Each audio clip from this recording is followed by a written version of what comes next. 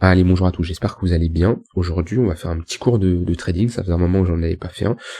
On va voir tout simplement 5 points importants à se poser comme question, à connaître, à réfléchir autour de ça avant de rentrer en position. Alors, c'est des points, quand tu vas avoir l'habitude de trader, ça va être des automatismes, mais si tu es débutant ou que tu n'as pas de bons résultats, c'est 5 points essentiels. Il faut que tu écoutes bien, ok? Donc écoute attentivement jusqu'au bout, parce que ça va être des points essentiels où, crois-moi, si tu mets en place ce que je vais te dire, si tu fais attention à ces 5 points, tes résultats vont s'améliorer. Je dis pas que tes résultats, tu vas les propulser, ça va être un truc de ouf et tout va changer. Non, bien entendu, mais étape par étape, d'accord? Déjà, si tu mets ça en place, comme je te dis, tes résultats vont s'améliorer. Donc on va aller directement au but. Premier point, avant de rentrer en position, j'ai un état d'esprit optimal pour prendre des décisions éclairées. Il y a vraiment un monde entre une personne qui a dormi 2 heures, qui s'est embrouillé avec quelqu'un, qui est frustré, qui n'est pas dans sa journée, et ça arrive, on est tous des humains, et ça arrive d'être dans un mauvais état d'esprit, et une autre personne qui a dormi 8 heures, qui a une bonne hygiène de vie, qui se sent bien, il y a clairement 2 mondes. Et si tu n'es pas dans un bon état d'esprit, tu vas pas prendre des bonnes décisions, tu vas être frustré, ça va se répercuter sur ton trading, sur ton capital, et ça va faire effet boule de neige, effet en boucle comme ça va s'empirer, et tu vas être encore plus frustré, etc., etc. Des opportunités, il y en a tous les jours, toutes les semaines. Si tu ne trades pas un jour, c'est pas grave, d'accord? Tu pourras trader le lendemain, ou dans une semaine, où le marché sera toujours là. Donc, ne prends pas le risque de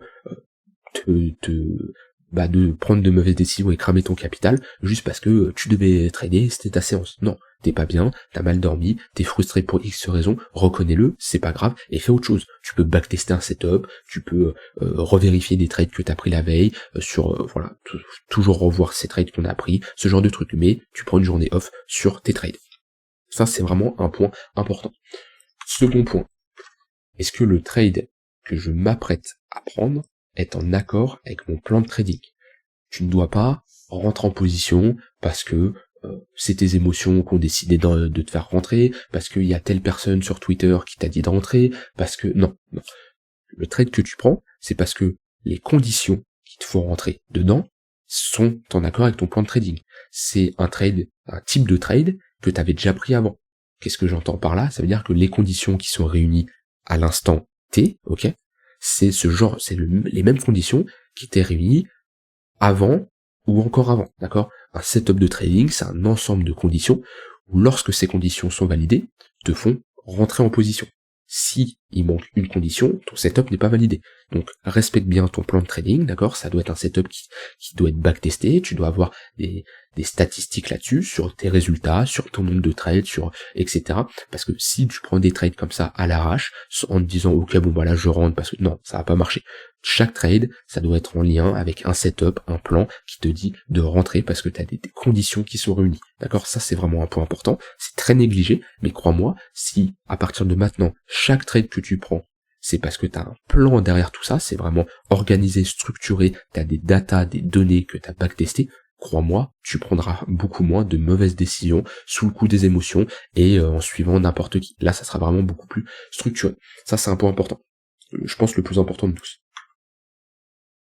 Ensuite, j'ai vérifié les facteurs de risque potentiels sur l'actif que tu vas trader, parce que ton plan peut s'exécuter, ton setup peut s'exécuter, mais peut-être qu'au moment où il s'exécute, il y a eu quelques petits changements sur, par exemple, l'actif que tu trades. Est-ce qu'il y a eu des news, est-ce qu'il y a des nouveautés, ou est-ce qu'il va y avoir une news qui peut impacter la volatilité, et peut-être venir chercher ton stop loss, ça peut être ça peut être également l'actif, est-ce qu'il est liquide en ce moment, est-ce qu'il y a des problèmes de liquidité, ça va être aussi les annonces économiques, est-ce qu'au moment où tu trades, il y a une annonce économique qui arrive, ce qui peut créer de la volatilité et impacter ton trade en allant chercher ton stop loss, parce que voilà, pendant les séances de volatilité en général on fait stop loss au nord, stop loss au sud, et voilà, on a liquidé tout le monde de la journée. Voilà, donc ça c'est vérifier les facteurs de risque potentiel. Ensuite, je m'assure que mon risque est maîtrisé. Non, c'est lui le point le plus important. C'est pas le deuxième, j'ai menti, c'est lui le point le plus important. Ton capital, c'est ton outil de travail. Si tu n'as plus de capital, tu peux plus travailler, parce que c'est lui qui te permet de rentrer en position. Donc tu dois t'assurer que ton risque est maîtrisé. C'est pas je rentre en position et je verrai ensuite, au moment où je vais perdre, de combien je vais perdre. Non, c'est tu sais à l'avance, au moment où ton stop loss est déclenché, combien tu perds. Ça, c'est vraiment un point important.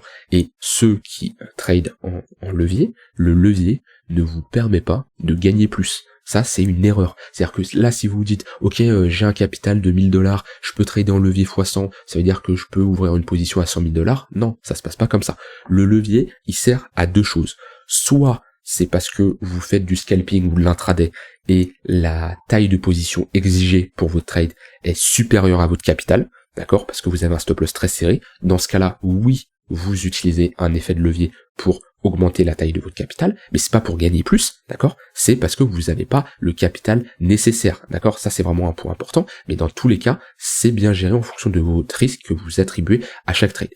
Le second point, c'est parce que vous voulez pas immobiliser l'entièreté de votre capital dans ce trade-là. Je m'explique, admettons que vous êtes sur l'intraday ou sur du swing et vous avez plusieurs positions à prendre, mais le problème c'est que avec votre capital, vous pouvez en prendre que 2, mais vous voulez en prendre 3. Et bien là, vous pouvez utiliser un effet de levier pour vous permettre de prendre plusieurs trades. Mais en aucun cas, votre risque augmente, d'accord? Votre risque par trade reste le même si vous êtes fixé 1% de risque sur votre trade, c'est-à-dire si on vient déclencher votre stop loss, vous risquez 1% de votre capital, que vous avez un levier de x10, x50 ou x100, le final reste le même, vous perdez 1%. Plus vous avez un levier élevé, plus votre taille de position va être basse. Plus vous avez un levier faible, plus votre taille de position sera, enfin l'argent, je reprends, plus vous avez un levier élevé, plus l'argent que vous mettez de votre poche est faible, d'accord? Et plus vous avez un levier qui est faible, donc x5, x2, etc., plus vous mettez de l'argent de votre poche. Mais le résultat est le même, c'est que vous ayez un levier x50 ou x2, quand vous faites stop loss, le montant que vous perdez doit être le même, d'accord? Donc je m'assure que mon risque est maîtrisé. Ça c'est important, là j'ai peut-être fait découvrir des choses à certaines personnes, mais ça c'est vraiment important. Je sais où je vais sortir, ça aussi c'est essentiel.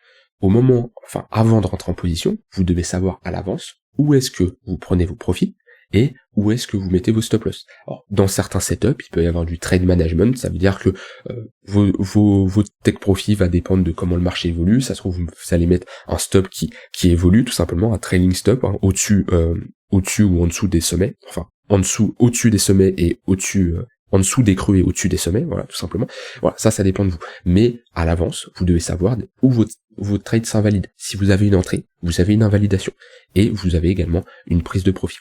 Voilà, c'était vraiment les 5 points que je voulais aborder, c'est vraiment essentiel. Si tu veux progresser, faut que tu travailles sur ces 5 points, et crois-moi, ils vont te propulser vers le haut, ils vont augmenter tes résultats. Les gens qui crament des comptes rapidement, si ton risque est maîtrisé, tu crameras plus des comptes. Les gens qui font des 50 trades dans la journée parce qu'ils ont pas de plan, bah là, t'auras beaucoup moins de trades, mais des trades d'une meilleure qualité, etc., etc. Concentre-toi là-dessus. Il y a bien sûr d'autres points que ces 5 points que j'ai abordés. N'hésite pas d'ailleurs à m'en mettre d'autres en commentaire, mais je voulais vraiment me concentrer sur ces 5 points qui sont vraiment essentiels.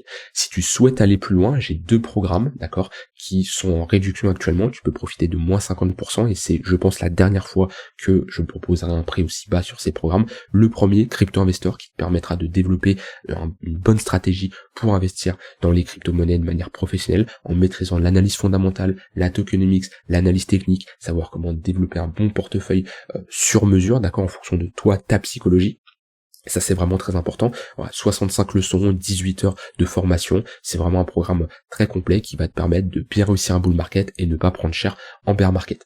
Et si tu veux trader, j'ai également un programme très complet, 73 leçons, plus de 20 heures de vidéos qui va te permettre de maîtriser l'analyse technique, développer un plan de trading. Je te présente également mes setups de trading et d'investissement. Voilà, c'est vraiment un programme très complet. Tu as accès à un groupe privé où les gens ils discutent, c'est des gens qui se sont formés également.